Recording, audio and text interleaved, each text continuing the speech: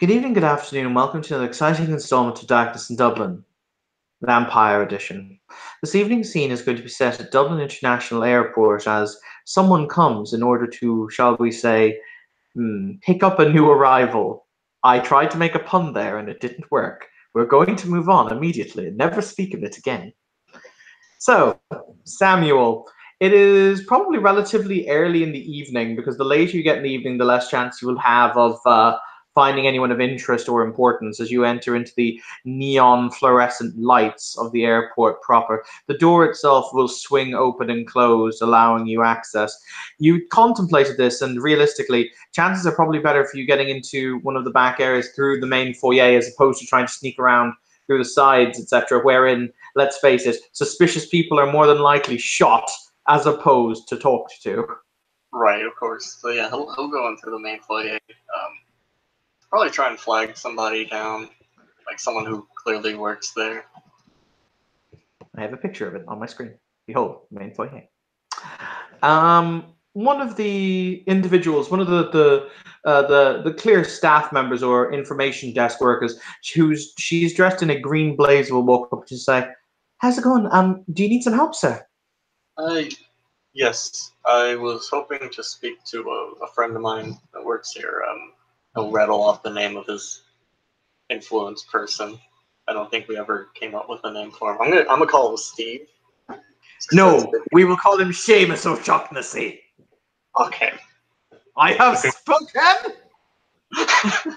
Looking for a Seamus O'Shaughnessy, if he's around. Yes, sir. He's probably seeing to baggage claim. If you'd like to follow me. Certainly. She proceeds to walk you through the main foyer of the airport. There are a number of different shops. There's an immense amount of foot traffic even at this time of the evening. After all, this is more than likely their busy season, as many hundreds of people both arrive in the airport in order to have their Irish vacation or depart in order to find climates warmer, sunnier, and less Irish. Apart from currently, where Ireland is literally the sun is a deadly laser and is fixed on this country. And why? Sorry, it's okay. I'm not angry. I'm just disappointed in God. So, she will lead you through until she'll come to a security door and she'll say, "Would you please wait here, sir? I'll go in and see if he's around." Certainly. Thank you very much. "Oh, it's fine, sir." You'll see her, she'll scan her key card. There's a little beep beep, at which point the door will open. She will disappear inside. Cool. Sam's just gonna kind of stand there and wait. He's kind of looking around, seeing who all is wandering up and down the halls, giving nods to whomever, so that they don't like stop and ask him what he's doing. That is entirely valid as a life decision. A couple of minutes later, the young lady will step out again and she'll say, "He'll be out to you presently, sir." Thank you very much. No problem. She will then proceed to putter off about her duties. About 3 or 4 minutes later, the door will open. You see an older man, and you guess his late to mid-50s. He's the kind of guy who, if smoking was legal inside, a cigarette would be drooping from the left side of his mouth. He just looks so done with everything. "Oh, right, it's you. What can I do for you?" Been needing to. We should discuss this privately, actually. Is there an office or something we can go to? Fine. This way, sir. He will very casually, he'll boop his own card. You'll hear boop boop, at which point the door will open. He will hold the door open for you. Well, Sam will walk through. Okay. He'll look back and he'll say, "Look, I don't mean to be sarcastic and I don't mean to fuck with you. Are you carrying anything that's going to fuck with us as we walk through that sensor over there, as everyone has to fucking do it?" Nope. Sam, Right. not, because he left the shotgun at home and he no longer has a knife, so. Excellent. Life decisions. Yep, you both will pass through the scanner. For the record, in case people don't know, all employees have to pass through scanners before they enter deeper into airports. It's rather interesting. That makes But there will be 2 security guards who will beep you through and kind of go, yep, clean, yep, clean. And he will lead you to what I will lovingly refer to as the smallest, dingiest office you have ever seen. It smells vaguely of whiskey and BO. It's okay. I don't need to breathe. Excellent. But he will walk in and he will sit behind the desk. At which point he will raise a hand and he'll slick back the receding grey hair, and he'll say, "Right, what can I do for you?" I need a bit. How should I put this? A bit more power of this place. There's a blink, blink, blink, blink. I know that you yourself can't make that happen. I was hoping you could introduce me to someone who can. Right. Okay. When you say power, you mean There are certain individuals who want to use this airport to come in and out, and they should not be in this country. Or alive, but what are you gonna do? right.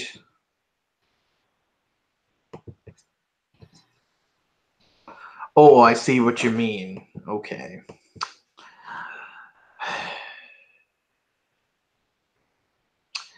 I guess if I were you, I'd start by maybe Mr. T. Nelson or Thaddeus Nelson. He'd be the head of security in these parts. I suppose that could be useful for any individual wanting to, how would you say, exasperate or exacerbate the security systems hereabouts. Definitely seems like a good start. Where would he be located? I assume in his office. And where is that? Very far from this office. You did that on purpose, didn't you? I choose to point out, behold our surroundings. Behold myself. Behold my cynicism. Yeah, it's up the stairs, 4th door on the left. It's up 2 flights of stairs. Sorry, it's up the stairs, 2 flights, and the 3rd door on the left-hand side. You can't miss it. Good. And I trust that our conversation here will stay between the two of us. Till death I do part, so hopefully next Tuesday. Good. Tell your cousin Patrick I said hi. Oh, jammy bastard owes me 20 euros on the fucking horses. Fine, I'll tell him you said hello. That sounds like something. Yeah. Have a good evening, Seamus.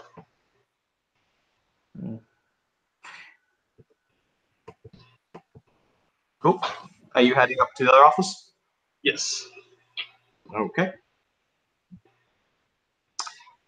As you step out into the corridor, you will proceed up to a stairwell. It's pretty easy to find. However, as you walk up the first flight of stairs, you will be stopped by an individual wearing black. He doesn't look to be security. He's dressed in a black trench coat with black shades on, very Middle Eastern in appearance, and he'll say, "Ah, good afternoon." Hello. Can I help you?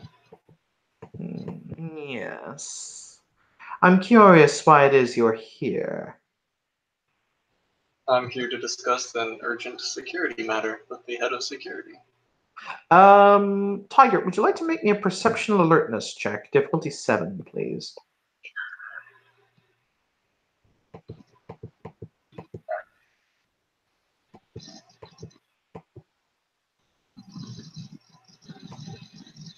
Glad I don't have to roll manipulation subterfuge because I'm not lying technically. No, not 7d10, 5d10 to 7. There we go. That's the right thing. I got 2 successes. You'll notice, and this is immediately a perk to your brain, he has a forked tongue. Oh, can I get some kind of lore check on that? You may in fact get an intelligence kindred lore if you'd like. I would love that. Let's see, where are my lores at? I know I added them. Did I not have them? Shit. So I know you gave me bonus. Maybe it's on the old one.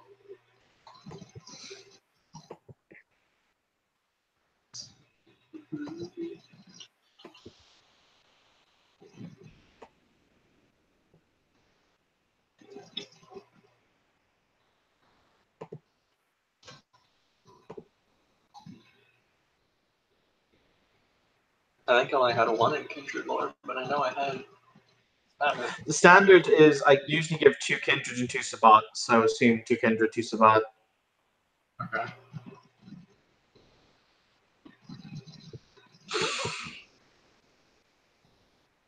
What's the difficulty?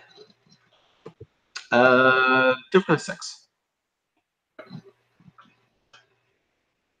1 success. That's probably a kindred.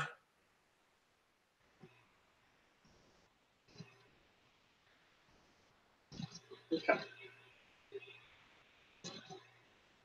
So he'll look at this man and say, "So, what are you doing here, if you don't mind me asking?" Hmm. You can see him contemplate, and he says, "We've been overseeing this place for quite some time."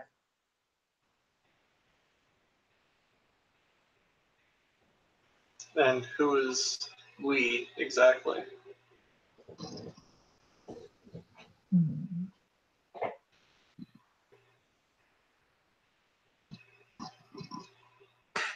He kind of looks at you and kind of cocks his head to the side before he realizes that you actually aren't shitting him. And he'll say, I suppose you can call us, well, the official name is the Followers of Sant. Oh, so I see. And what is your interest here? I'm assuming you're one of the newly arrived. He makes a motion with his hands that would intimate a shovel being hit into the head.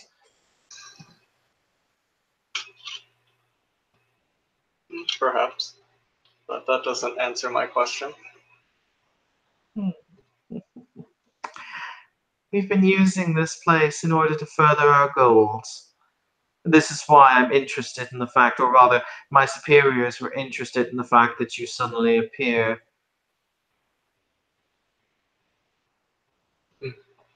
Well, I can tell you right now, as far as I'm aware, my goals don't run counter to yours.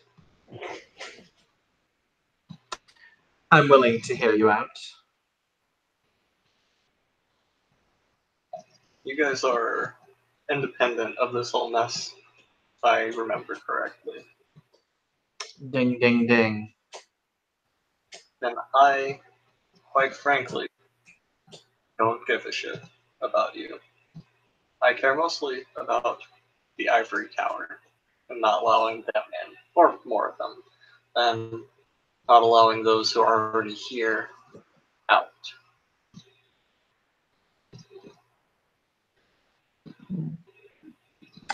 So you essentially seek to use the human elements here in order to further your own goals, and that is not necessarily something that we need to involve ourselves with. Correct.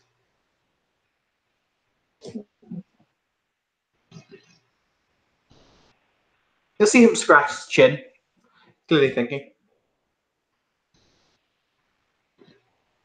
Well then.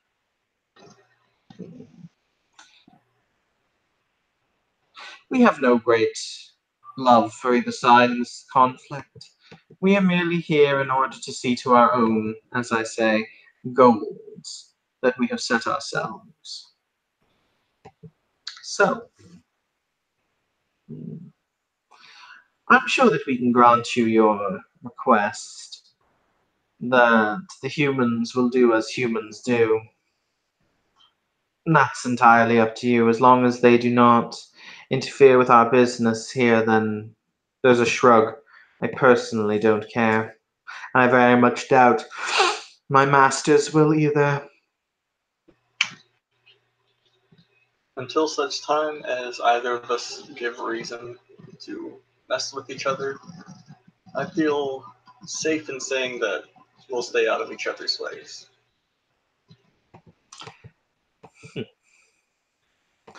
He'll extend a hand. I'm called the Obsidian Viper. Sam will shake his hand. Samuel. A pleasure to make your acquaintance, Samuel. Likewise. He'll casually turn away and he'll say, by all means, make whatever deals you wish with the head of security. It makes no difference to me.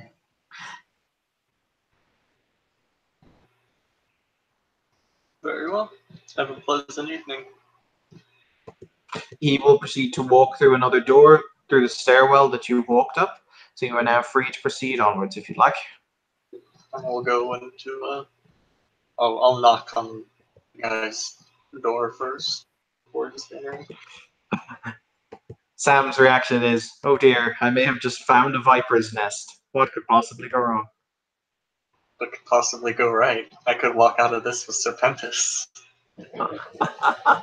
There is a character with Serpentis because she asked for it. Fucking Rose asked for to learn Serpentis. Well, yeah, Serpentis is fucking dope. Serpentis is amazing. Very calmly, a voice will call, come in. We'll walk in.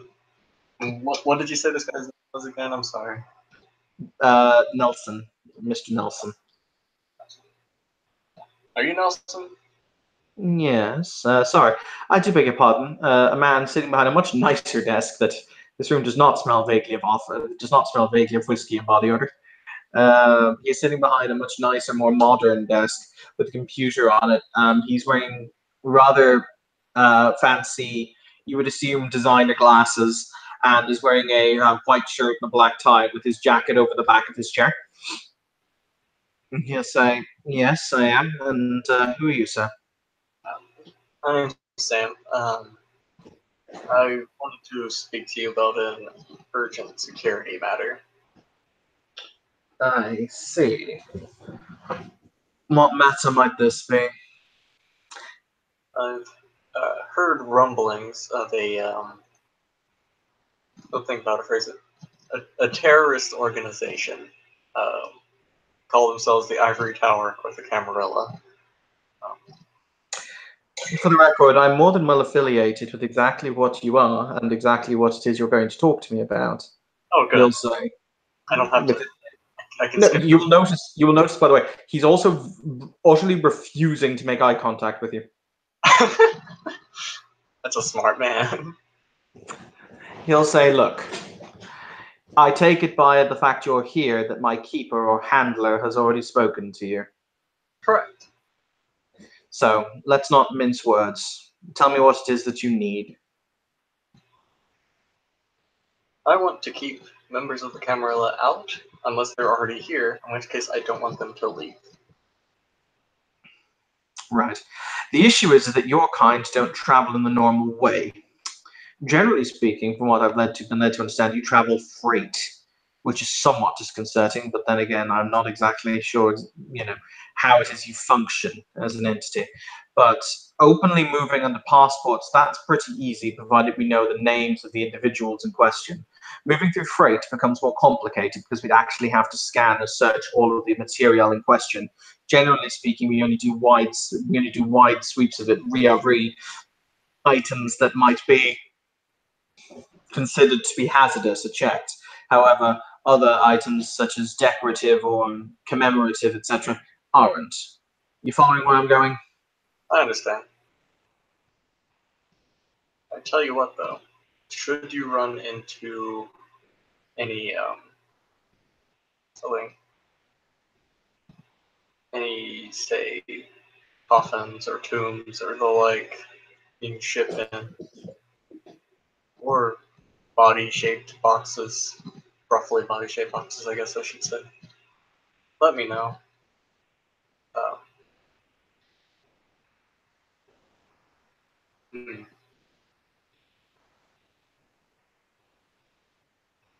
that does make things a little more awkward.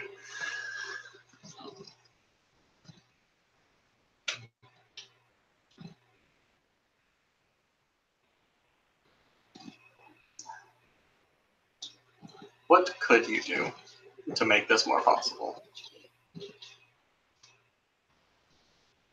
Hmm.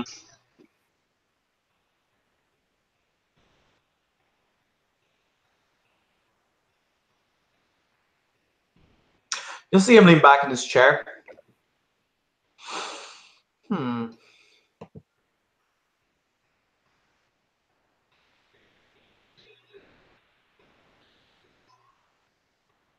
Realistically, if they're going to be shipped via freight, I bet the only thing I could recommend to you, and as I said, I'm relatively amenable to helping, is if you could identify the transport companies in advance who are going to be shipping said items, we could make it so that said items are kept impounded or mm, unable to be moved for a period of time. So it is that I assume you and your friends can deal with them. I might be able to make that happen. Other than that, it unfortunately becomes incredibly problematic. We barely have enough staff as it is in order to see to the safety of the various different pieces of freight, let alone to see to the monitoring of it for extra worldly or indeed extraordinary beings such as yourselves.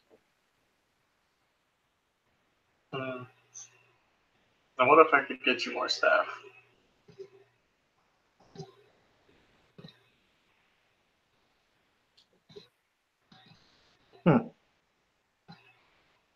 I'm listening. I have some contacts in some in business. That do me a favor. Might be able to arrange something. How many would you need? Realistically, if I had another 15 to 20 bodies and boots on the floor, it would make a great deal of difference. Let me make a call. And then he'll pull out his phone. I'm gonna call Nine Fingers Tam. Oh, God! Here we go. This is Nine Fingers Tam. What do you want? Hey Tam, this is Sam. You know those boys I took out for you? Or not those boys, that gang I took out for you a few weeks back? Ah, yes, Mr. Samuel. Good to hear from you. I am well aware of the service that you have done to the Nine-Tailed Dragon Shinigami, and we thank you for it. Got a favor to ask if you don't mind. Sure, name it, buddy. I need about 15 to 20 people to come work at the airport. If you have the man. If you have the men. Question. How legal do they have to be? He'll kind of put the phone, like, you know, whenever you're, like, on the phone, but you have to talk to somebody else and you don't want to, like, Yeah. you know what I mean? Hold it to his chest. Legality an issue? The seated figure will shrug, he'll say. Half the people who work here are illegal aliens anyway. It's cheaper. He'll pull the phone back up. It shouldn't be a huge problem. Then I got you, buddy. What could possibly go wrong? Wonderful. Thank you very much, sir. You can consider this your favor repaid, though. We good, Mr. Sam. Of course. Good day, then. The phone will go dead. I'll put the phone back down. You'll have your men. Very well then. I may be able to be of some greater help. And I'll work on getting those companies to you. In that case, he'll extend a hand. I look forward to doing business with you, sir. Likewise. I'll shake his hand. Cool. And if you're happy at that point, we can end the scene. I was gonna go inform the bishop or the archbishop, unless you want me to just like blue book that. Oh, yeah, you can go. Which one do you want to inform? Who's the one that was teaching me abyssal mysticism? The archbishop. I'm gonna go tell her. Okay. I can't remember. Mariposa, right? No, Mariposa is the bishop. I'm gonna get these names eventually, I swear. That's fucking right. It's fair. To be fair, the archbishop has only ever been wheeled out like once. I actually need to check her name because I can't remember it. Okay. I think it's Di Cerulean. But it's been a while.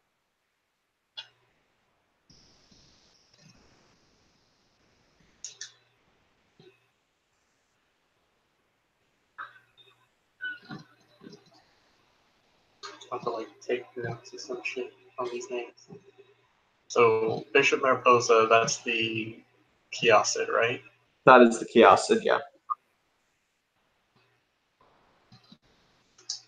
And then presumably I'm just getting her name now.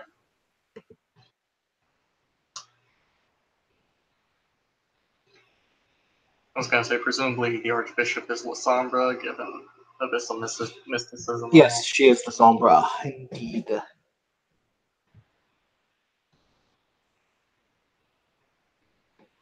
Sorry. Oh, you're good. You weren't some PCs. It's cool. I should have her name quicker, but I just don't. So it means I have to go all the way down to find it. When I wrote down Bishop's bloodline, I wrote the K all fancy. Because Chiasid. I mean, Chiasid deserve fancy names. Did you say you were going to be playing a Chiasid? What was the monstrosity you came up with? Yeah.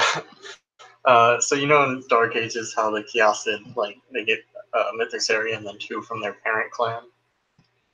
Mm-hmm. I'm playing one whose parent clan was Zemis. I hate you. It was the ST suggestion. Just the worst part. I'm just going to sigh, sadly. You want me to send you the It's kind of terrifying and pretty edgy.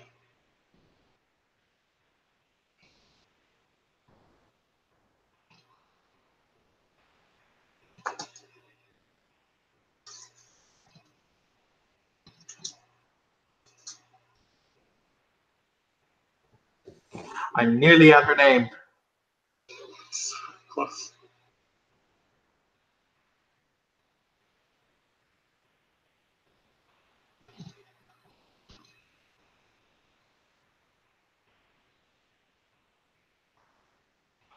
Found the prince's name, or the former prince's name, so that's something.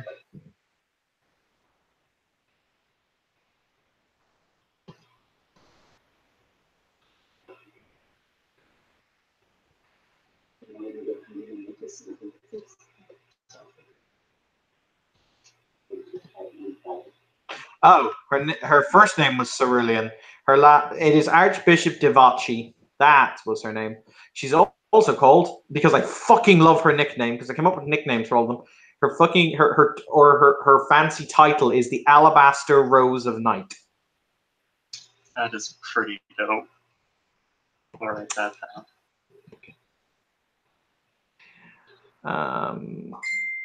But no, I fucking love her nickname. It is my favorite of the nicknames. It's really good. Yeah, I'll call ahead, of course, so I don't just like randomly pop in. Yep. All right. You will be informed via her secretary that she will see you upon your arrival. though that her time is limited, so please do not bother her. Yeah, we'll hurry on over there. All right.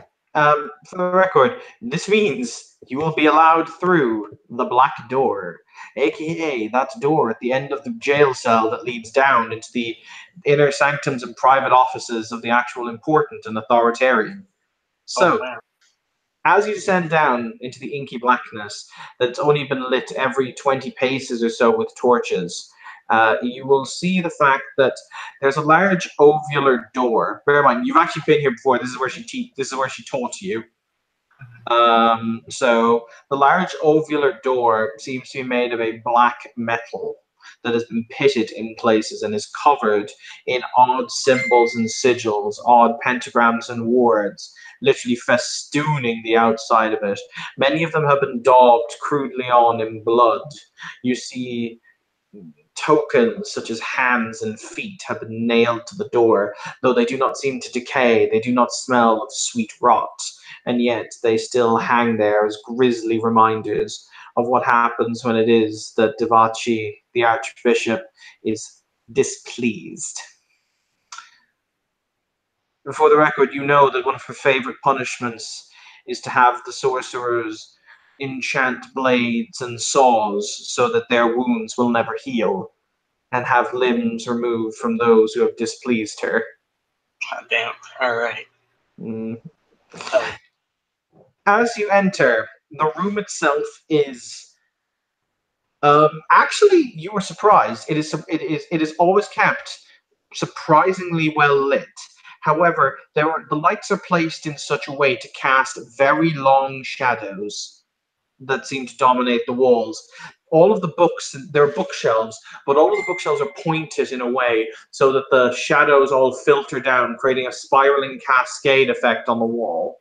Basically, Nice. almost as if the shadows themselves formed a colonnade of shadows, the bookshelf shadows. And she is seated in the center of this, reading from a large book. She doesn't. I assume you don't interrupt her until she speaks to you. Of course. That would be sad. She looks up at you. Her eyes are night black, as in they are just pale black entirely. And she looks up at you and she blinks once before she makes a hand gesture to intimate, speak now. Archbishop, I wished to inform you that I've made an agreement with the local airport to assist in preventing any Camarilla members from entering this city, or for those who have already been here from leaving, so that we can destroy them.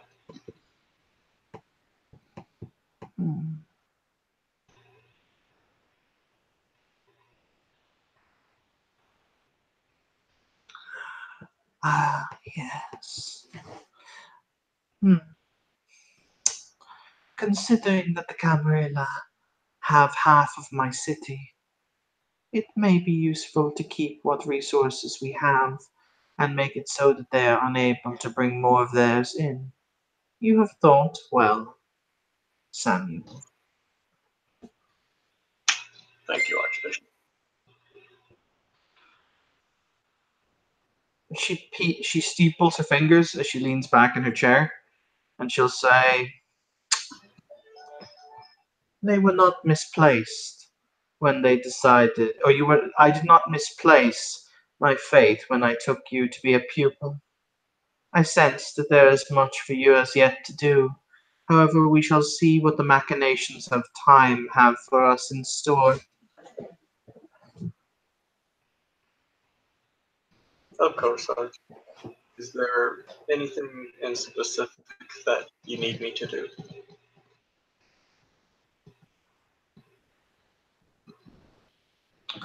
She looks at you and she says, "No, not now. Soon, perhaps, but not now. You may leave me." Thank you for your time. You'll see her go back to reading her book. Yeah, he'll quickly get the fuck out of there. It's funny. The door seems to anticipate your movements and opens for you, and then closes for you, until you notice the fact that she's actually directly manipulating the shadows in the actual crack of the door to push it open and closed. Nice. And with that, we shall end our scene. Thank you, player, for playing. Thank you, watchers, for watching. This has been another scene in Darkness in Dublin.